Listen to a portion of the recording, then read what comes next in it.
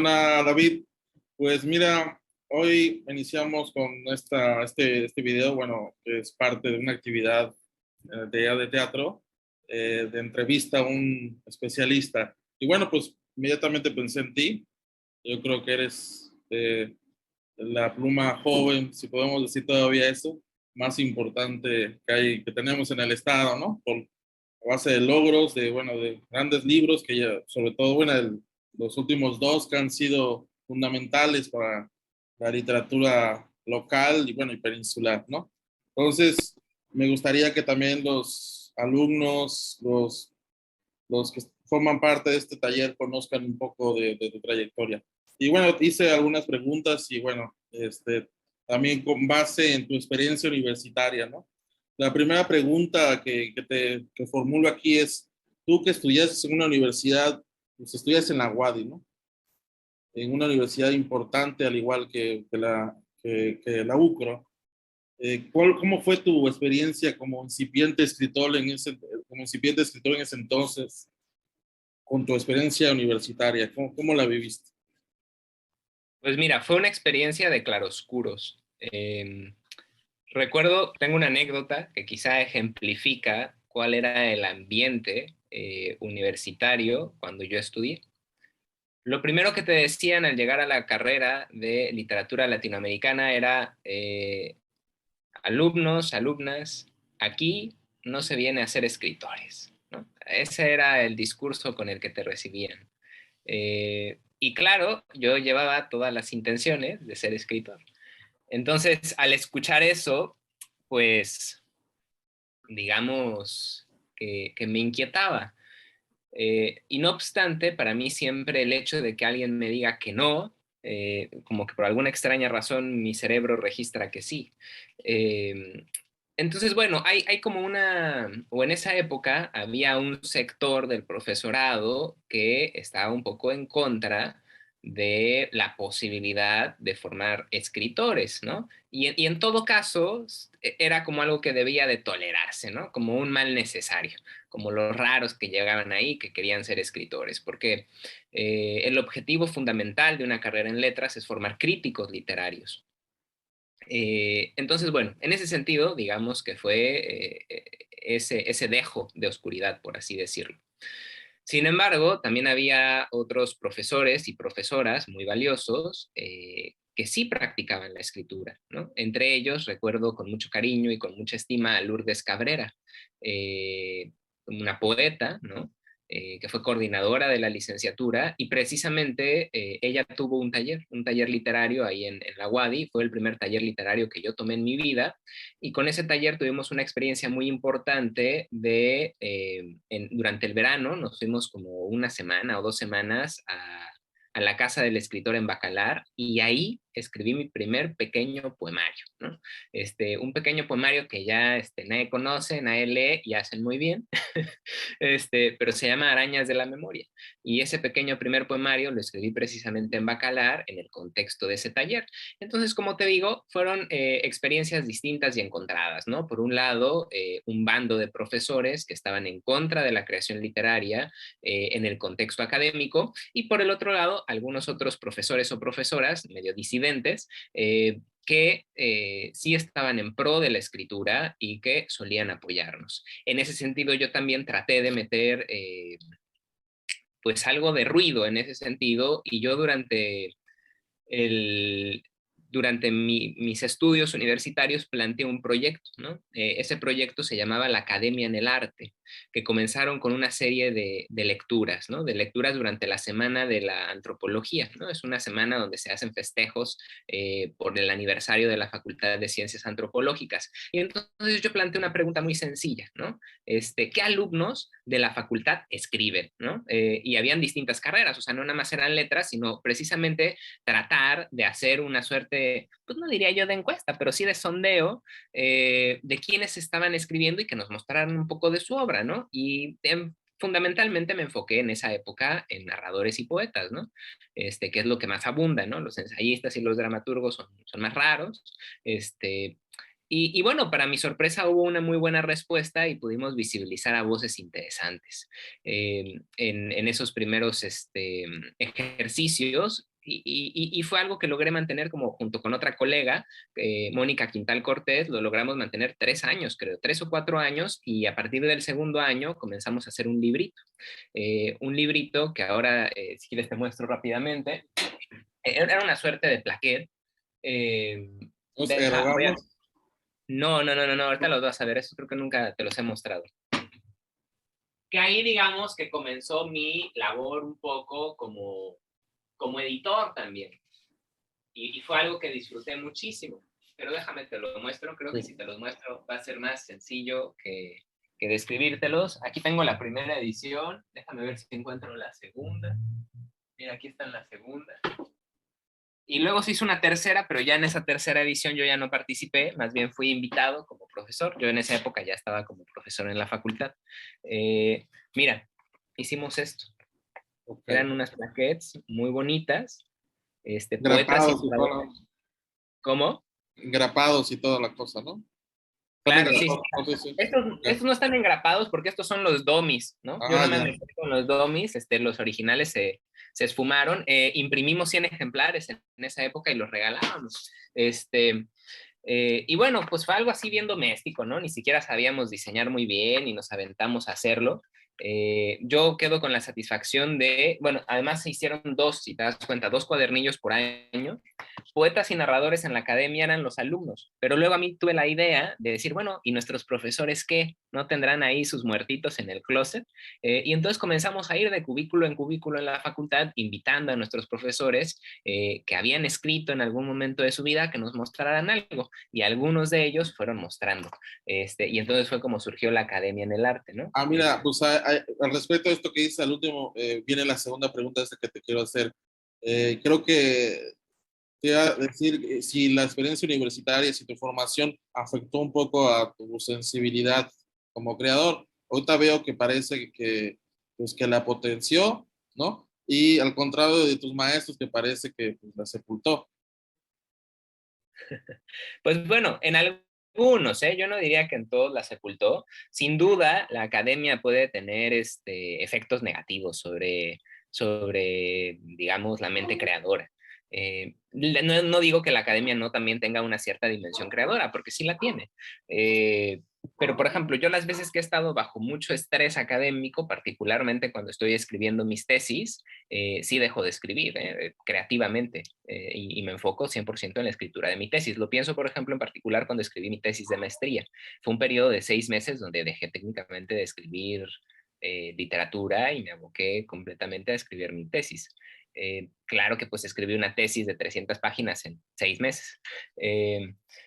Bueno, mira, igual aquí te digo, tuvimos otras ediciones. ¿Es del mismo plaquet? Es el mismo, pero del siguiente año, ¿no? Ah, ok. Y mira, lo juntabas Ah, así mira. y hacía un edificio, ¿no? Perfecto. Qué bien. Ah, pero sí, o sea, en mi caso, la verdad es que sí potenció pues mi ser creador, y particularmente algunas clases, ¿no? O sea, algunas clases, digamos, que sí me revelaron cosas, ¿no? O sea, casi, casi Pero como a nivel también existencial. el taller de poesía fue fundamental, ¿no? Fíjate si no hubiera pasado o si no hubieras encontrado ese taller, ¿qué hubiera pasado? Te lo preguntas, ¿no? Ese taller fue muy breve, ¿eh? O sea, fue de un mes, o sea, fue algo muy, muy breve, y después de eso yo dejé de asistir a talleres, y regresé a un taller literario hasta que llegué a la Fundación para las Letras Mexicanas, ¿no? Yo en líneas generales siempre me había sentido como incómodo en los talleres literarios, digamos, por el tipo de atmósfera y de ambiente que suelen generar, al menos aquí en la península, ¿no? Sé que en otros lugares también, pero particularmente aquí en la península hay ciertas malas prácticas, ¿no? En los Y ahí talleres. estabas en la meca también de los talleres, ¿no? Porque con la nivel peninsular, pues había en ese entonces, yo creo, pues dos lugares importantes de talleres. Uno de Bacalar, ¿no? Supongo que en esa época todavía, y uno, pues Mérida, ¿no? Que siempre ha sido famoso por sus círculos, por el cenáculo literario del sur, ¿no? Claro. Sí, yo cuando vine a vivir aquí a Mérida, todavía José Díaz Cervera daba su taller en el centro, ¿no? En Santiago. Ya poco después creo cerró, pero todavía tenía ahí el taller literario. Perfecto. Sí, sí. Ahora, pues platícame ahora sí que tu entrada, digamos, formal a la literatura, ¿cómo fue? bueno, mi entrada formal a la literatura es extraño, es peculiar porque lejos de darse en la poesía, se dio en la narrativa, ¿no? Se dio con un cuento que yo gané en el 2011, un cuento que se titula Home. Gané el concurso de cuento corto de la Casa de la Cultura de Cancún, ¿no? En ese tiempo se llamaba el concurso de cuento corto Juan de la Cabada, ¿no? Muchos años después, revisando las actas y todo eso, me di cuenta que también participaron otros escritores, ¿no? En ese concurso que se supone que era municipal, pero luego me he dado cuenta pues que no fue municipal, fue estatal, ¿no? Por ejemplo, ahí entre las menciones de honor, que estuvieron disputándose el primer lugar, estuvo Rodolfo Novelo Bando. Ah, bueno. Que bueno, no sé qué hacía en un concurso de que se supone que creo que yo era municipal, pero bueno, qué bueno que haya sido estatal. Y bueno, gané con ese pequeño cuento. Para mí fue muy bueno haber ganado, en tanto que me hacía pensar que yo podía hacer algo interesante en el mundo de la escritura, pero también fue negativo o contraproducente en el sentido de que me mal encaminó hacia la narrativa. Y no es que la narrativa sea mala en sí misma, sino que digamos que yo en tanto mi mente y mis pulsiones como creador en realidad estaban encaminadas a la poesía. Y por eso yo poco a poco me fui dando cuenta que me costaba mucho trabajo escribir narrativa, ¿no? Me daba mucho trabajo escribir cuento, aunque después gané otros premios de cuento también, pequeños, muy pequeños a nivel local, pero precisamente siempre destacaban como mis cualidades poéticas, ¿no? Dentro de la narrativa. Y pues sí, la mayoría de mis cuentos eran poemas, ¿no? O eran ideas poéticas Muy puestas lírico. en cuento. Eh, pero ya tiempo después como que yo hice las paces conmigo mismo y dije, no, o sea, creo que la narrativa no es mi camino, hay que ser honesto y pues me voy a dedicar a la poesía, aunque nunca me hayan premiado en la poesía y aunque rara vez me publiquen en la poesía. También te da como una especie de paz interior, ¿no? Porque ya no estás luchando también por ese franco, ¿no? Así como ya te convences, te eres honesto contigo mismo, y ya te enfocas más, digamos, te tranquilizas un poco. ¿O Claro, cómo es tu caso? que en mi caso siempre ha sido difícil tranquilizarme, en tanto que soy muy inquieto, ¿no? Y siempre estoy como moviéndome o transitando a otros géneros literarios. Además, digamos, de los breves cuentos que escribí en esa época, todavía uno de los cuales ganó la mención de honor de un cierto premio estatal de cuento corto, reciente. Bueno, incluso otro de esos cuentos apareció publicado hace poco en el Fondo de Cultura Económica, ¿no? Ahí en algo que hicieron ahí en Quintana Roo. Pero bueno, digamos, punto y aparte de eso, también escribo, ¿no? Sigo escribiendo ensayos y he coqueteado con la dramaturgia. Tengo tres obras de dramaturgia escritas y además, digamos, de mi trabajo como académico, ¿no? O sea, de ensayos académicos, de tesis, entonces, e incluso de brincar del mundo de la academia literaria al mundo de la academia de la historia, ¿no? Que aunque son mundos más o menos cercanos, también son diametralmente opuestos, ¿no? En términos, Claro. por ejemplo, de interpretación. Entonces, bueno, en general soy muy inquieto, pero sí creo que conforme he ido creciendo y conforme he ido madurando, he encontrado un ancla en la poesía, ¿no? Y para mí me queda muy claro que mi camino es el camino del poeta, ¿no? Y si adicionalmente a eso me sale alguna otra como eh, otro bracito, ¿no? Por otro lado, un pequeño desvío, bueno, pues de repente sale, ¿no? Pero fundamentalmente, digamos, trato de concentrarme en la poesía. Mira, esta, precisamente de lo que estás diciendo, y a propósito que esto va para un taller de teatro, pues sí, tu acercamiento primero fue con la poesía, ¿no? Y después te fuiste acercando a la narrativa y después en el teatro. Platícame cómo ha sido ese camino en la dramaturgia y bueno, y qué diferencias ves con el proceso y la visión poética.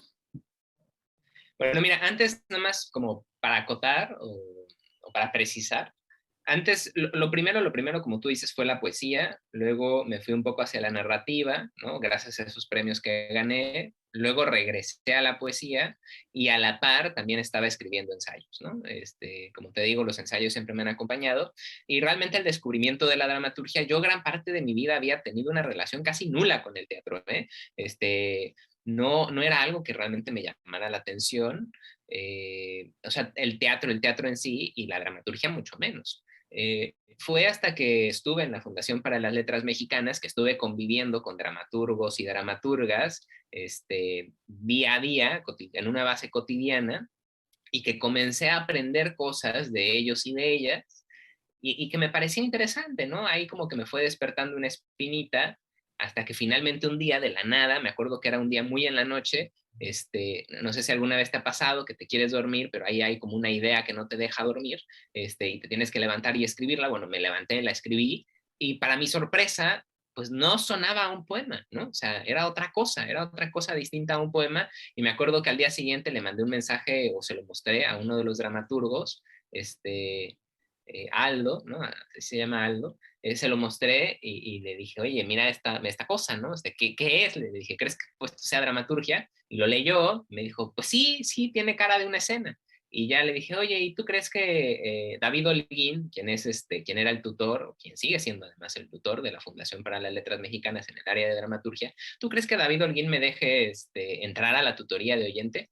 Me dijo, pues pregúntale, ¿no? Y ya yo hablé con David Holguín y fue muy generoso David Holguín y me dijo, sí, adelante, entra a la tutoría, y pues así fue que comencé a escuchar las tutorías, y en algún punto me animé a escribir, comencé a escribir algunas escenas, y pues ya de repente, pues yo ya también ya estaba haciendo entregas, ¿no? Normales como los otros becarios de dramaturgia, y al final acabé en 2 tutorías, ¿no? Cuando estaba en la Fundación para las Letras Mexicanas, doble chamba, pero bueno, doble aprendizaje en ese caso, pienso yo. Y fue así como escribí en el marco de la Fundación para las Letras Mexicanas. Escribí 2 obras ahí y una tercera ya, digamos, fuera de la fundación, que de hecho esa tercera obra fue la que ya se estrenó, ¿no? Se estrenó en la Ciudad de México, es una obra que se llama Distancia, ¿no? Y que, bueno, a mí me daría mucho gusto ahí si se animan, si tienen un taller de teatro en Cancún, pues bueno, que se animen a montarla, ¿no? Yo con gusto cedo ahí los derechos. ¿Y cómo fue la experiencia de ver tu obra ahí en escena? Platícame. Pues mira, fue en el contexto de la pandemia, y entonces el montaje fue virtual. Además fue una obra por la cual metimos un proyecto aquí en Mérida, y entonces recibimos un dinero, ¿no? Y el dinero fue precisamente un apoyo, pues, un apoyo, y el apoyo fue para escribir la obra, y hacer algo de ¿No fue el PECDA? investigación. No, no fue el PECDA, ¿no? No fue un PECDA, son unos apoyos aquí especiales que salen para arte, para teatro y dramaturgia, ¿no? Entonces, pues ganamos, ¿no? Ganamos el apoyo, éramos un equipo de 3 personas, una en dirección, otro en producción y yo en dramaturgia. Entonces, el planteamiento era escribir una obra que fuera pensada específicamente para el Zoom, ¿no? Entonces escribí una obra para el Zoom, ¿no? Entonces todas las escenas las pensé con esta estructura que ves aquí tú, 2 camaritas, y que pudieras trabajar con ello. Entonces, bueno, el estreno, digamos que fue en el Teatro El Milagro de la Ciudad de México, pero en su dinámica virtual, porque además todo esto sucedió cuando estábamos en la etapa más fuerte de la pandemia. Pero muy bien, o sea, la verdad es que ver cómo cobraban carne las palabras en el cuerpo de los actores, ¿no? A lo cual se le añade también la visión del director o la directora en turno, pues uno veía cómo se iba interpretando lo que uno había escrito, y que incluso cómo iban haciendo hallazgos en lo que uno escribía, ¿no? Que uno quizá no lo había puesto ahí, o que lo había puesto en potencia. Y también siempre a uno, o al menos a mí, cuando estaba en los ensayos, me daba cuenta que pues había cosas muy lindas que uno ponía en palabras, pero que a la hora de pasar a la escena, pues no funcionaban, ¿no? Y entonces pues había que reescribir, o pues darle ya la libertad al actor y al director o directora de que resolvieran, ¿no? Resolvieran el texto. Claro. De manera alterna, estabas pasando una etapa en la poesía muy, muy interesante. Estabas en la fundación y bueno, vinieron 2 libros, ¿no? La Memoria de Gabush y este último. Platícame cómo creciste en ese sentido ahí en la fundación. Después, obviamente, de toda tu carrera universitaria y después de andar a solas, digamos, en Mérida, ¿cómo se potenció eso en la fundación? Pues mira, la fundación fue como una suerte de oasis, ¿no? De paraíso. Si el paraíso existe en la tierra, se llama Fundación para las Letras Mexicanas. Estuviste Eh, 2 años. Estuve 2 años, yo creo que es el sueño de todo creador, ¿no? Poder tener tiempo, poder tener calma y poder tener un espacio, ¿no? Que además el espacio de la Fundación para las Letras Mexicanas es una casa porfiriana en la colonia Juárez, muy privilegiado, la verdad, todo, hay que reconocerlo, pero que en verdad creaban un espacio propicio para la escritura, ¿no? Y qué mejor que guiado, digamos, de maestros y escritores, escritoras talentosísimos, ¿no? O sea, tuve a David Holguín en dramaturgia y tuve a María Baranda en poesía, ¿no? Pues un verdadero privilegio. Y luego adicionalmente a Eduardo Langagne. Entonces, bueno, aprendí muchísimo de todos ellos. Digamos que a la fundación llegué ya un poco formado, pero yo siempre lo he dicho abiertamente, ahí fue donde me acabé de formar. Yo sabía que me hacían falta cosas, ¿no? Cosas como escritor, que precisamente fui adquiriendo y que fui aprendiendo, sobre todo con María, ¿no? Con María Baranda. Yo recuerdo que ella fue muy estricta, muy rigurosa conmigo al principio, con mis poemas, ¿no? Algunos de ellos fueron destrozados violentamente, porque merecían serlo. este, pero precisamente de eso es de donde más se aprende, ¿no? Y yo estoy profundamente agradecido de que lo haya hecho. Este, y eso me permitió ir encontrando una nueva manera de escribir, me permitió abrirme a nuevas temáticas. Lecturas.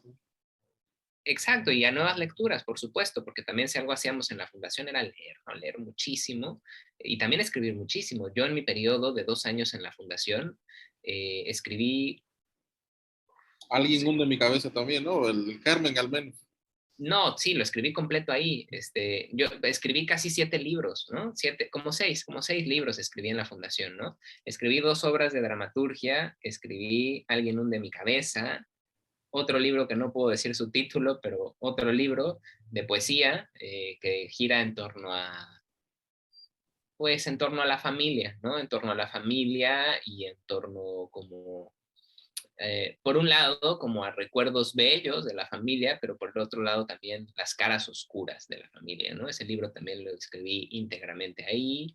Eh, Escribí otro libro sobre el mar, ¿no? Que no es, o sea, que está muy en la línea de Memoria de Gabuch, ¿no? Ya sin retomar esos personajes, pero sí, digamos, retomando ciertas técnicas de ese libro. Entonces escribí ese libro, ya son 5. Eh, no escribí conscientemente, pero casi, casi que escribí un libro de ensayos también, ese sería el 6º, y me hace falta otro libro, ya dije Alguien hunde mi cabeza, no sé si ya dije Ah, ya, Alguien ya hunde lo mi dije. Sí. sí, pero me falta otro, bueno, claro, y otro que gira en torno al deseo, ¿no? En torno al deseo, que, bueno, supe que estuvo de finalista en un premio internacional de poesía, tampoco voy a dar detalles de en qué premio, pero bueno, supe que estuvo hace recientemente como finalista en un premio, lo cual me dio mucho gusto. Entonces, 7 libros, ¿no? Y además de eso, ya cuando estaba de salida, comencé a escribir otro poemario breve, que hasta la fecha no ha cuajado, pero bueno, ahí está guardado, esperando a que lo retrabaje.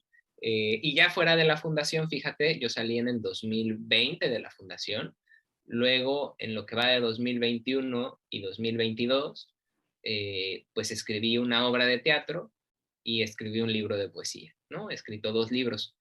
O sea, casi en el mismo lapso de tiempo, pues he escrito una tercera parte, ¿no? Eso te habla del tiempo y la libertad que te daba la fundación. Sobre todo el tiempo, ¿no? Claro que el aprendizaje ya lo tengo, ¿no? Y por eso digo que me formó como escritor, pero Claro. también el tiempo para escribir era valiosísimo. Y en todo este tiempo, pues prácticamente has estado viviendo en lugares que no son Cancún. Y Cancún ha sido un tema recurrente tanto en la poesía, sí, sobre todo, digamos, en tus estudios, en tus ensayos.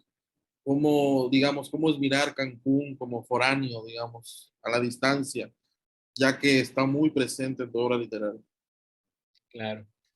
Mira, yo lo he estado pensando últimamente, porque además tengo pronto que en algunos meses tengo que ir a Cancún a participar en un congreso al que me invitaron, donde precisamente voy a estar hablando de la literatura de Quintana Roo. Que es algo a lo que he dedicado una parte de mi vida, ¿no? A rescatar, por ejemplo, obra de poetas como Adriana Cuculitza, a tratar de hacer algunas antologías, ¿no? Una que incluso hicimos entre tú y yo, a publicar estudios literarios al respecto de esta literatura, que en verdad hay pocos estudios, no es que no haya, sí los hay, ¿no? Y que curiosamente la mayoría de los estudios los han hecho foráneos, ¿no? O personas que llegaron a vecindarse en Quintana Roo, particularmente cubanos, ¿no? Me refiero a Agustín Labrada y a Norma Quintana. Y tampoco hay que desmerecer, digamos, las aportaciones de Miguel Ángel Mesa, que todavía no están sistematizadas, pero que también ha aportado mucho a lo largo de los años. Pero otro avecindado, ¿no? O sea, de la Ciudad de México. Eh, yo creo que hay como, en la obra de un escritor siempre hay como un centro fantasma, ¿no? Y cuando me refiero a un centro fantasma, no me refiero a un centro geográfico o urbanístico, sino como a un centro de sentido, ¿no? Hay un centro de sentido que está como ausente o vaciado. Y precisamente la tentativa de todo escritor es tratar de tocar ese centro ausente. Creo que en mi caso ese centro ausente lo representa Cancún. O uno de mis centros ausentes lo representa precisamente Cancún, y uno de los temas que va emparejado a la ciudad, que es el turismo y la identidad, ¿no? Son temas que me desvelan, son temas que me preocupan, y a los cuales trato de seguirle el pulso. Claro que, como tú dices, mi visión es distinta al vivir afuera, ¿no? Digamos que mi mirada es diaspórica, si quieres verlo así. Pero también ese alejamiento te permite ver cosas que de repente quienes viven ahí, absolutamente metidos, pues dejan de verlas, ¿no? Justo este año quisiera empezar un proyecto nuevo respecto a Quintana Roo. Siempre digo que ya acabé con Quintana Roo, pero ya regresa. Es como el mito del eterno retorno, ¿no? Quiero, y además he estado últimamente leyendo crónicas, ¿no? Y quisiera como ir incursionando en el género de la crónica y escribir una crónica sobre distintas experiencias que he tenido en Quintana Roo de mis regresos, ¿no? Hacer un libro de crónicas de mis regresos a Quintana Roo. Uno de los últimos, por ejemplo, fue en Tulum, ¿no? Y fui al sitio arqueológico de Tulum y fue una cosa monstruosa, ¿no? No tiene nada que ver con el Tulum al cual yo fui hace 20 años. En verdad me impresionó muchísimo lo que han ¿Cómo hecho es con... que he visto? No, con el sitio arqueológico, o sea, que Ah, técnicamente el sitio arqueológico ha sido desaparecido, y ahora lo que te recibe es una suerte de shopping mall, ¿no? ah, Lo cual es brutal, ¿no? O sea, es brutal, ese shopping mall de la entrada de Tulum. Que incluso pareciera que, o sea, eso, que han desdibujado el sitio arqueológico y en lugar parece que uno va, no me tengo que investigar bien cómo se llamaba, pero cuando tú llegas ahí hay como un museo de las experiencias místicas, todo ah, Tuluminati. Entonces pareciera que eso es lo que ha comenzado a dominar, ¿no? Y precisamente sobre eso quiero escribir. Eso y el surgimiento, por ejemplo, de figuras como los Tuluminatis, ¿no? O sea, me parece que es algo que se presta para ser escrito. O, por ejemplo, otra crónica que quiero escribir, cuando estaba el COVID, eh, en su etapa, una de las más fuertes, yo me salí de la Ciudad de México con mi esposa y llegamos a Cancún y estuve viviendo un mes en Cancún, pero cuando yo llegué, justo acababa de pasar un huracán en Cancún. Este, y entonces la zona hotelera estaba, no como devastada, dos pasaron, creo, en ese o entonces. dos, ajá, fue esa época en que pasaron 3 ciclones así seguidos. Mérida quedó inundadísima, por ejemplo, pero bueno, la zona hotelera de Cancún no estaba destruida, pero tampoco estaba como la zona hotelera, ¿no? Límpida, ¿no? Como uno usualmente la ve. Se veía muy rara cuando yo llegué, y entonces llegué en ese contexto pandémico donde además estaba cerrada la zona hotelera, ¿no? Solamente las personas que habitaban en la zona hotelera podían entrar. Yo entré porque precisamente me quedé un mes, ¿no? Viviendo en la zona hotelera, y justamente fue muy extraño porque pues podía ir al mar y no había gente, ¿no? O sea, literalmente eran las playas de Cancún solitarias. Un fenómeno que tiene 50 años que no sucede, ¿no? O 40. Entonces quiero hacer una crónica de eso, ¿no? Una crónica de esos distintos retornos y digamos como mis impresiones respecto a esos retornos. Habrá que enriquecerla de algunas formas, ¿no? Pues, sería muy interesante porque aquí todo el mundo anda empecinado a hacer la novela de Cancún y bueno, yo creo que viendo otros modos de abordar esa experiencia sería más interesante, yo creo, ¿no?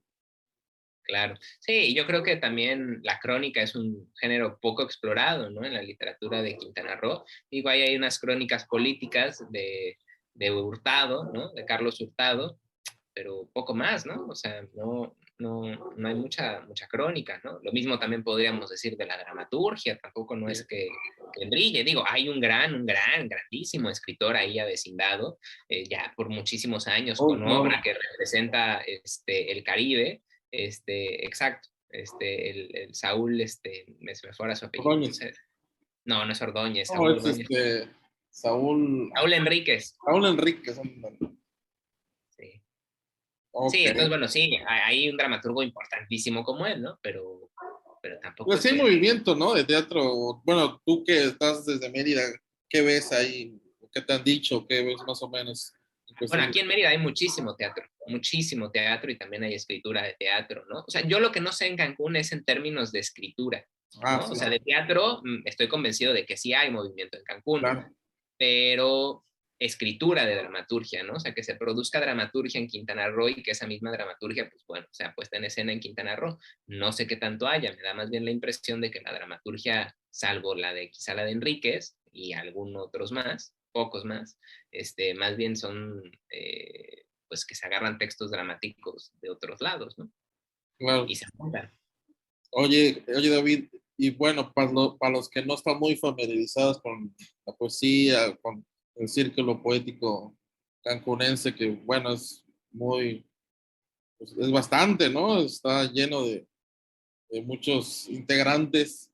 Platícanos así cómo ves el panorama poético, qué plumas ves, qué libros podrías recomendarle a los jóvenes poetas que busquen, a los jóvenes poetas y a los que no se han acercado a la poesía. Bueno, mira, una contrapregunta o Sí, una precisión. ¿Quieres que hable de Cancún o de Quintana Roo en ah, Quintana general? Roo, yo creo también, ¿no? De Quintana Roo. Bueno, mira, para hablar de la poesía en general de Quintana Roo, pues es que hay bastante tela de dónde cortar, ¿no? Sí. Si lo Digamos tus acotamos a preferidos. Cancún, si lo acotamos a Cancún, pues es mucho más breve el asunto. Sí. No hay tanta tradición, digamos, pero si, bueno, vemos ya la tradición en términos del Estado, pues se amplía un poquito más. Eh, pues bueno, así como cosas obligatorias que yo les recomendaría leer, pues yo me remontaría un poco a uno de los primeros poetas que yo considero fundamentales, ¿no? Para leer algo sobre Quintana Roo, que pues él no era quintanarroense, era un yucateco que escribió estando en Quintana Roo, Luis Rosado Vega, ¿no? Y habría que leer su libro que se titula Poema de la Selva Trágica, un gran poemario, Que hay que muy reeditar, ¿no? interesante. Hay que decirle a las autoridades o a ver quién se le ocurre. Así es, sí, habría que reeditarlo, aunque bueno, digamos que todavía no están libres los derechos de autor, faltan, ¿qué? 22, 37, faltan como 15 años, o más, no sé, creo que seguramente hasta más. Pero bueno, también habría que darnos a la tarea de encontrar alguno de sus descendientes. Pero bueno, ese libro me parece que es muy importante y después de eso pues ya nos brincaríamos a lo que yo he denominado algunas veces como la época contemporánea, ¿no? De la poesía en Quintana Roo y sin duda ahí está como el triunvirato de la poesía que es así como nuestra cumbre, ¿no? En la poesía que sin duda comienza con Juan Domingo Argüelles, ¿no? Quizá el poeta más importante de Quintana Roo, Luis Miguel Aguilar, también, ¿no? Y ahí ese tercer puesto yo creo que se lo están disputando varias personas. No sabría yo a quién dárselo, pero digamos que por nacimiento, pues uno se lo Sí, tendría que dar a Javier España, claro. por nacimiento y por obra, ¿no? Sí. Y claro que una mención honorífica muy importante a Antonio Leal, ¿no? Por ser como el que comenzó este rollo. Entonces, bueno, esos son cuatro poetas que son importantes. A ello hay que añadirle la labor de otro avecindado como Ramón Iván Suárez Camal. Siempre hay que ir mencionando a los avecindados en tanto que van a formar parte de nuestra literatura, ¿no? En tanto que van a convivir y desarrollarse dentro de este sistema literario y le van a aportar cosas, ¿no? Pues Ramón Iván que se ha convertido en una institución, ¿no? Pues, si digo que es quintanarroense me van a colgar en Campeche, pero pues es que es peninsular, pues. Eh, un poco como mi caso, ¿no? O sea, pues sí, soy quintanarroense, pero pues también publico aquí en Yucatán, ¿no? Me publica el municipio de Yucatán, Pero etcétera. allá, no te dicen yucateco allá, ¿no? O sea, no. O, También. Pero bueno, yo siempre he dicho que soy quintanarroense, eso sí siempre lo suelo dejar Sí, muy sí, claro. exacto, por eso también lo digo. Eh, Pero bueno, ellos son como poetas muy importantes cuya obra hay que leer. En términos de gustos personales, para mí, la obra de Luis Miguel Aguilar, ¿no? Y particularmente Chetumal Bay Anthology me parece una joya. Claro que también está Juan Domingo Argüelles, que tiene muy buenas obras. En general, yo recomendaría leer toda su obra poética. Eh, y ya de ahí, pues bueno, con Javier España también tiene un libro que me parece un librazo, La suerte cambia la vida, ¿no? Ese para mí es uno de sus mejores libros. Eh, pero bueno, con esos tres escritores más Ramón Iván, pues ya tenemos un montón de tela de dónde cortar. Eh, Después de eso yo me brincaría quizá un poquito ya más hacia Cancún y, y bueno, no es que tenga una existencia tan larga, hay como producciones muy desiguales en ese sentido. Hay personas que han escrito un libro y después han desaparecido sin dejar rastro, ¿no? Que se entusiasmaron por la idea de escribir poesía, quisieron concretarlo y después pues lo dejan, ¿no? La poesía y en general la literatura es una carrera de resistencia. No se trata de publicar un libro, ¿no? Se trata de persistir y de crear una obra, no un libro, una obra. Eh, entonces, en ese sentido, es difícil, ¿no? Es difícil hablar de lo que se escribe en Cancún, pero sin duda hay personas que merecen un reconocimiento especial e importante, como Miguel Ángel Mesa, ¿no? Con su labor con Tropo la Uña y con sus libros de poesía también. Digamos que tiene, para mí, el que yo considero que es el libro fundamental que hay que leer de Miguel Mesa es El rostro que habitamos, ¿no? Para mí ese es el libro de Miguel Mesa y también uno podría leer su antología personal, que también me parece muy completa y que le dan a uno como una mirada integral de la obra del autor. Eh, También está quizá la obra de Agustín Labrada, ¿no? Que es pues una obra que está ahí, que es interesante. Claro que viene de una formación de la escuela cubana, ¿no? Muy formal, muy en la décima, pero bueno, ahí está en el panorama, vive en Cancún. Y después de Miguel y de Labrada, que digamos que son como los mayores, pues ya habría que saltarse a las generaciones mucho más jóvenes. Por ejemplo, pienso en Omar Ortega Lozada, que vive en Cancún, aunque luego ha estado en Bacalar, aunque es migrante de Hidalgo, pero bueno, tiene una obra ya robusta, con premios, ¿no? Tiene un libro que fue mención de honor cuando Miguel Ángel Mesa ganó el Caribe, el premio Caribe Isla Mujeres, que a mí me parece un librazo, ¿no? No me acuerdo del título porque es muy largo, pero es algo así como La soledad, no sé qué, los remos son muy largos, no me acuerdo cómo se llama, pero es un gran libro de poesía, ese lo recomendaría ampliamente. También el premio, el de Códice Códice sin sin nombre. nombre, Códice sin nombre, con el cual ganó los Juegos Florales de la UADY. Que no ha publicado, yo creo, ¿no? No tengo conocimiento que lo haya publicado. Pues no sé, la verdad, habría que averiguarlo, pero bueno, está ese, que es un muy buen libro también. Pero bueno, digo, es de alguien que recientemente llegó a vivir a Cancún, ¿no? Eh, y alguien nacido en los setentas, ¿no? Ahí junto a la par de él, que además fue como su colega de generación y de formación también, pues está Adriana Cupulitzá, ¿no? Que a mí me parece, siempre lo he dicho y lo diré, pues era una de las promesas de la literatura de Quintana Roo, una pluma pues, importante, que, bueno, su obra fue cortada por la muerte. Este, pero bueno, en lo que dejó, Tsunamis Inconclusos es la obra que hay que leer. Eh, Digo, toda su obra está disponible en Internet, precisamente yo hice un trabajo de recuperación y de edición, y bueno, ya está disponible ahí en Internet, entonces con que la busquen Adriana Cuculiza, seguramente les aparecerá la obra y la pueden descargar. Eh, y ya, digamos, yéndonos a los más jóvenes, bueno, digamos, pues está mi obra, ¿no? Que ahí búsquenme y pues verán qué hay. Ahí Eh, muestran los libros para quien se anima. a ver, pues mira, tengo aquí a la mano que de hecho ya es del que me quedan ejemplares, Memoria de Gabuch ya se acabó. Bestseller de la poesía quintanarroense. Bestseller de la poesía quintanarroense, y está que es el libro más reciente, Alguien hunde mi cabeza, Me ¿no? ganó un premio, pues platícalo. Sí, con este libro gané el Premio Nacional de Literatura Joven Salvador Gallardo Dávalos en la categoría de poesía.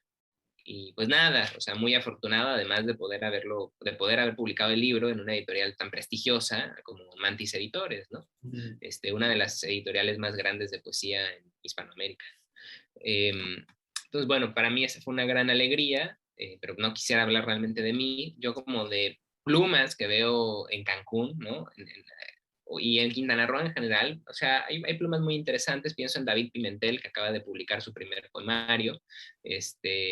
La memoria es un jardín, no me acuerdo del título, soy pésimo con los títulos, pero La memoria y el jardín, algo por ahí.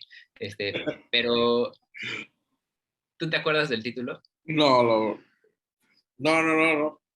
Sí, pero sé que tiene las dos palabras, pero a ver.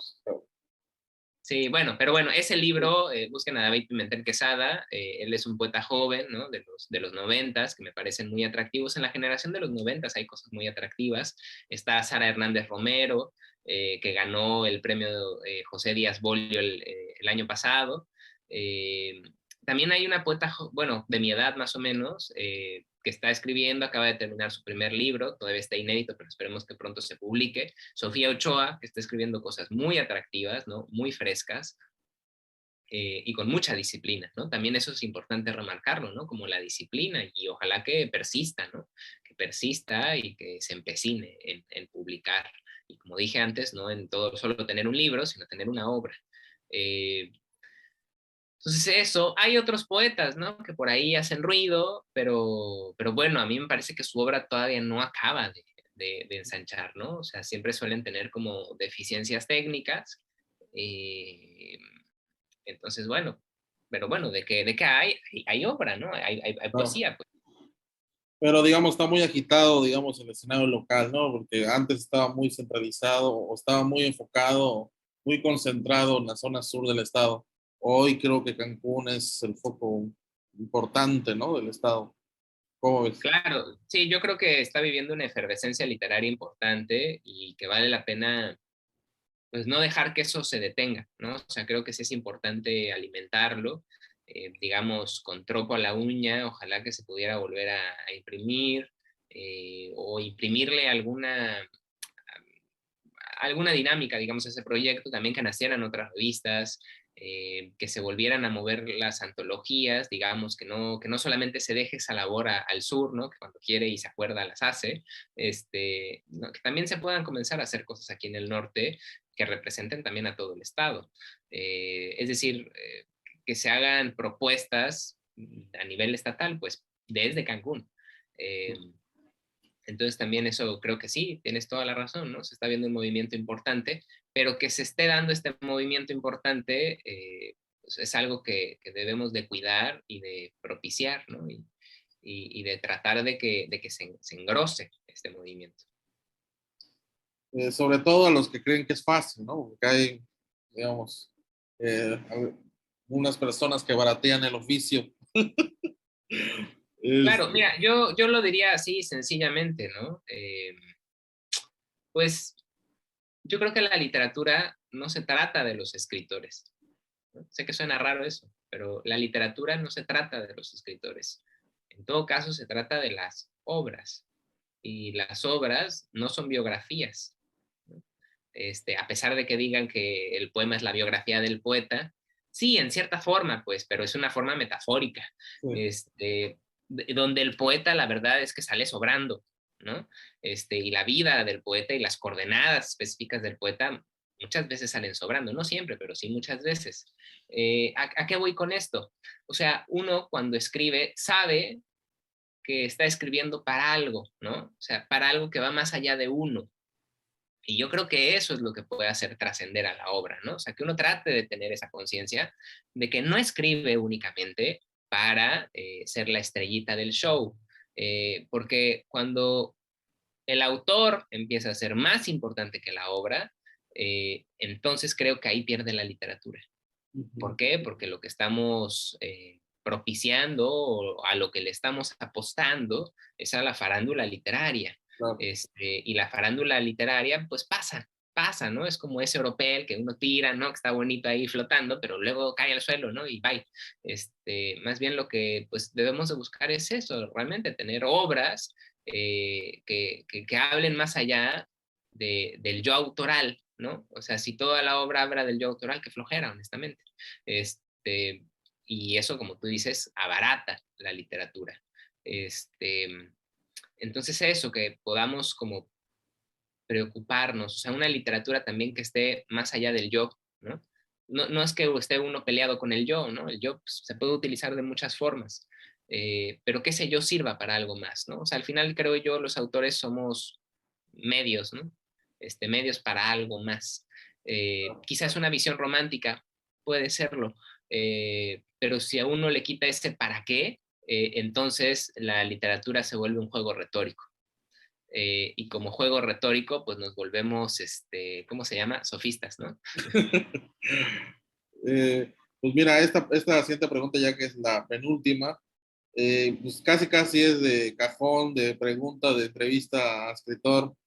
¿Qué le dirías, digamos, a los jóvenes que comienzan a escribir, a acercarse a otras, o acercarse a otras manifestaciones artísticas, no solamente la poesía, y que cursan incluso carreras como, bueno, que no tienen nada que ver con la literatura? ¿Para ti es posible lidiar con las dos? ¿Y qué les dirías? Espera un segundo. Sí.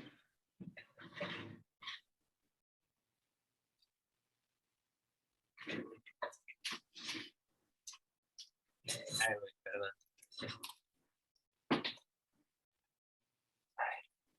Bueno, voy a hacer algo. Sí. Les diría que se inscriban al Ah, taller de poesía Archipiélago. eso iba a llegar también, lo de tu taller, para terminar. No, pero lejos, ya, o sea, Ah, fuera pero de... sí, sí, también menciónalo, claro. Y lejos del spot publicitario, lo que yo les diría es que busquen espacios de formación, ¿no? O sea, que no sean sabios en su propia opinión, ¿no? Como rezaría algún refrán bíblico. Cuando uno es sabio en su propia opinión, creo que dejamos de lado la oportunidad de crecer. Para poder crecer en el mundo literario, creo que es importante abrir las orejas y escuchar las distintas opiniones de quienes nos rodean. Eh, Siempre con una visión crítica, ¿no?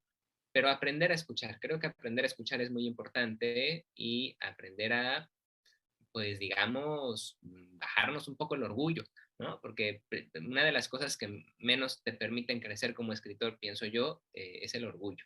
Entonces, no sean orgullosos, ¿no? Sé que Claro. suena un poco moralista esto, pero pues es que es la verdad, o sea, en realidad es un consejo práctico.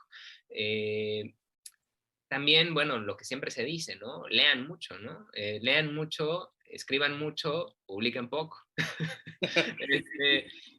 este, pero sobre todo también, o sea, sí busquen espacios formativos, o sea, no significa que uno tenga que estudiar letras, ¿no? No todo escritor tiene Claro. que estudiar letras, no ese es el camino de los escritores, uno puede estudiar una ingeniería y convertirse en escritor, uno puede estudiar medicina y escribirse escritor, ahí está Orlando Mondragón, ¿no? Que se acaba de ganar uno de los premios más importantes de poesía en lengua española y es médico, ¿no?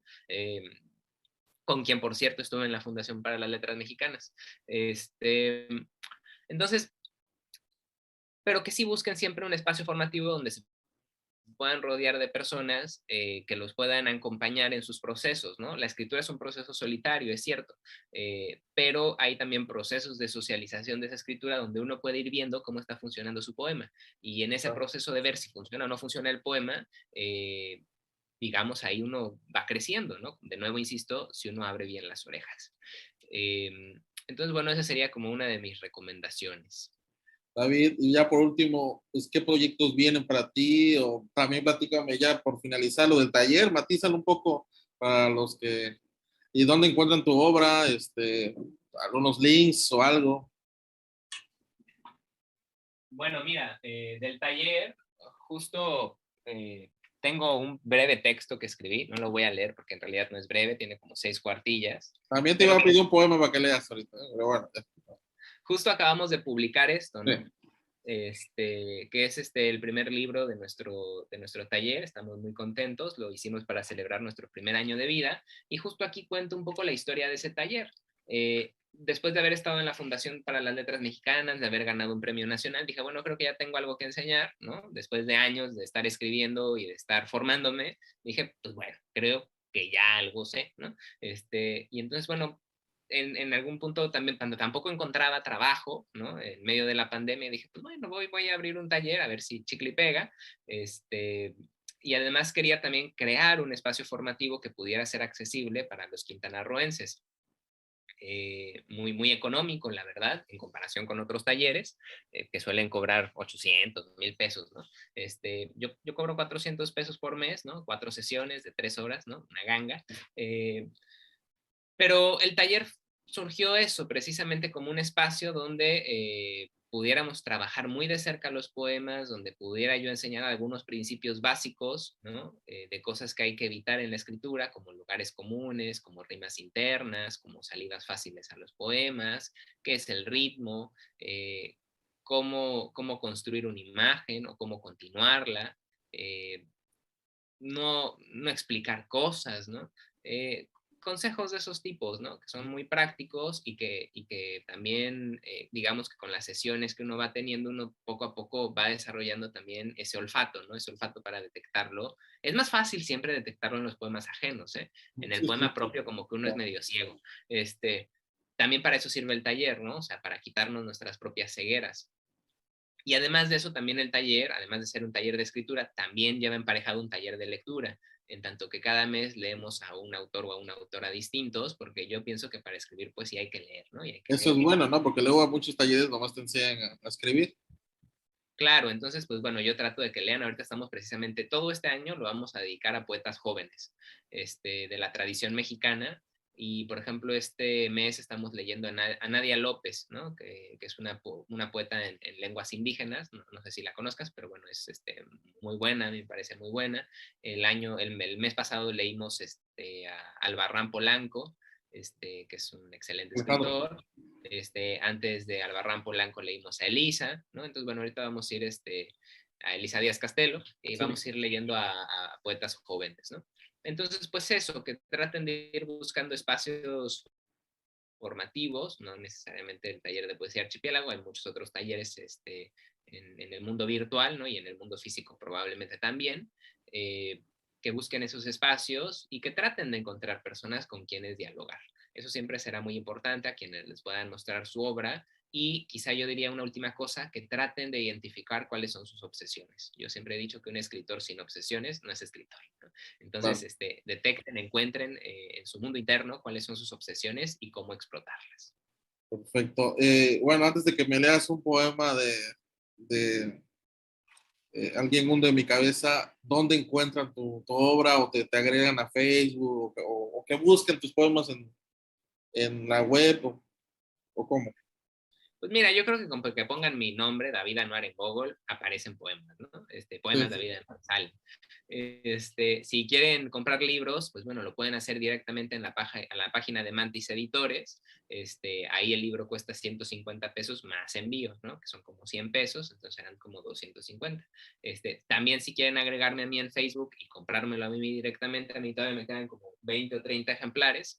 Entonces, yo igual lo vendo a 150, pero bueno, conmigo el envío sale en 60, entonces ahí ya hay, ahí Memoria de mando. Gabush, ¿ya tienes o todavía no tienes? Ya no hay de memoria de Gabuch, me Muy quedan como 4 ejemplares y los quiero reservar para una presentación que se va a hacer en Cancún. sí. Entonces, ya, memoria de Gabuch agotado por el momento. Este, entonces, pues bueno, es un poco, por ahí pueden ver mi obra. También, bueno, tengo un sitio en academia.edu donde he subido, pues, varios textos míos, ahí también pueden revisar algo. Y pues bueno, voy a cerrar leyendo un poema que suelo Todo el leer. archivo anual está ahí. Pero más bien tus ensayos, ¿no? Tus estudios están ahí. Mis ensayos, eso sí, todo está colgado ahí y también están colgadas algunas cosas de poesía. No tantas, pero algunas. Sí. Eh, ¿Cuál será que lea? Pues voy a leer el que siempre Ahora, leo, ¿no? Según yo es como el más quitero. Este, bueno, además viene bien por el contexto de las fechas. claro. Eh, el título de este poema está en la primera parte del libro que se llama Medicina Familiar y el poema se llama Mi madre tiene los clavos más hermosos del mundo. Los he visto azules en las radiografías, como espíritus que han decidido aparecer entre sus vértebras. Quisiera saber la tibieza de su metal fantasma, acariciar con mis dedos la columna y recuperar mi fe en los rayos X y los médicos.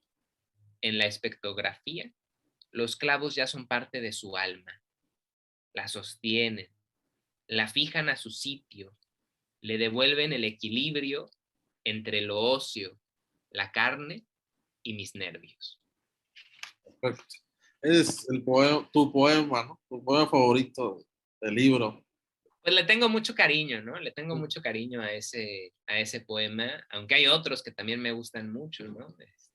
Por ejemplo, el Snellen, ¿no? El test Snellen me gusta mucho. También los poemas donde hablo de bullying me gustan mucho. Algunas partes de Oncología del Caos me gustan mucho. Cotidiano Cero, pues en general me gusta bastante. El poema que le da título al libro, el de Nabucodonosor, también me gusta. Y bueno, El demonio de Horton, que es otra exploración, ¿no? Es otra Claro. exploración de otro tipo, pero bueno, me parece que el poema que puede ser más taquillero en estos contextos de presentaciones puede ser ese, Claro. conecta con cuestiones muy, que todo ser humano experimenta, ¿no? Claro. Al tener una madre y al pasar las madres por enfermedades. Muy el contexto. Pero Sí, sí. bueno, pues te agradezco, David. Gracias por esta plática que se alargó ya casi una hora y bueno, pues sí, también me la pasé muy bien, muy amena. Pues muchas gracias por darme esta oportunidad de entrevistar. No, de nada, querido Íñiguez.